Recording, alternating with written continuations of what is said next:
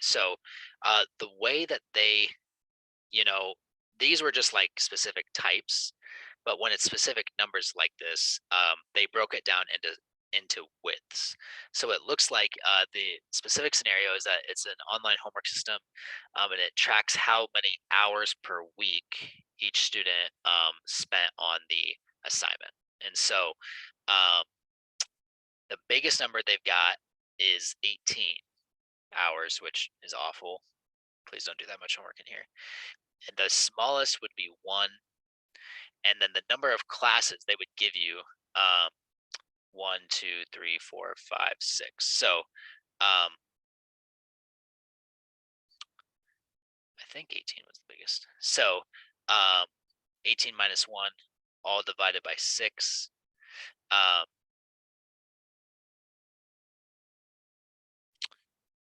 so it says use the lowest number in the data set or a nice number um, for the lower limit. So I'm going to get 17 over 6, and that's going to be a nasty decimal. So when it says or a nice number lower than that number, you could just do 18 minus 0 over 6 to get 3. So that's probably what they did there is they took 18, and then they wanted to break it down into sizes of 3. And so um, yeah, that's just one way to do it. A lot of times they're going to give you the width, so that won't be that important. But again, from here, I'll tally up the first group, and then I'll just give you the tallies after that, just to make it go a little bit quicker. But I'm counting everything from 1 to 3. So I've got 1, 2, 3, 4, 5, and my brain wants to stop at every 5. So then I've got 1, 2, 3, and then 4, 5 right there. So that frequency would be 10.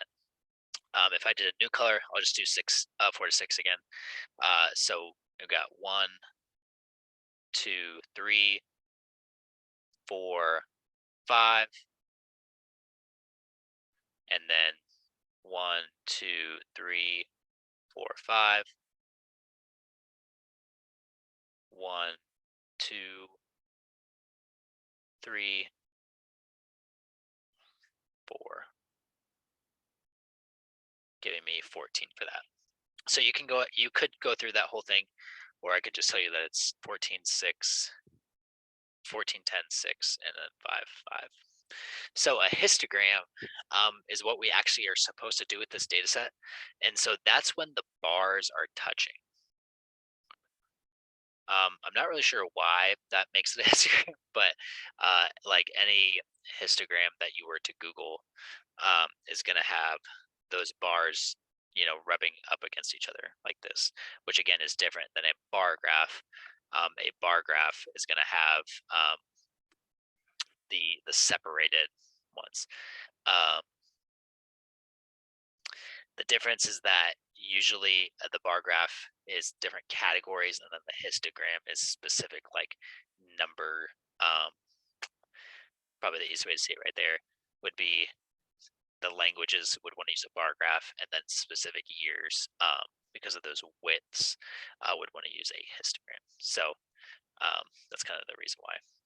So I'm going to make my little, I'm going to put little sections in between all of these because they're going to have to touch. And so my first bar is going to go up to 10, and then to bring it down there, I'm just going to lazily shade that in there.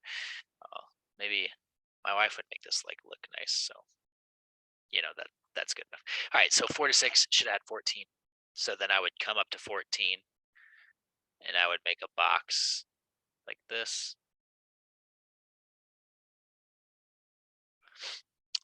7 to 9 had 10, so I'll go back down to 10.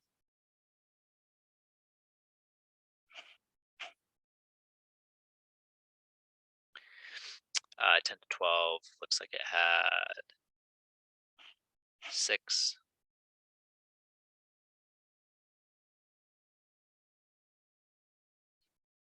and then it was 5-5. So I'll have to go in the middle, which is kind of frustrating, but that's all right. So again, that biggest difference between a histogram and a bar graph, the bars are not touching each other. In the histogram, it's actually rubbed straight next to each other like that.